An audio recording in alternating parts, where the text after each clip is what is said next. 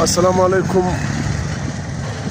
तहरीक तहफ़्फ़ुज़ आइन पाकिस्तान और मुख्तलिफ़ पार्टियों की तरफ से जो सुबह बलूचिस्तान तमाम बलूचिस्तान में जो हड़ताल की कॉल दी गई थी, ये खानुज़ी शहर का मेन चौक है, मज़दूर चौक। ये भी मुकम्मल तौर पर हर किस्म के ट्रैफिक के लिए बंद है।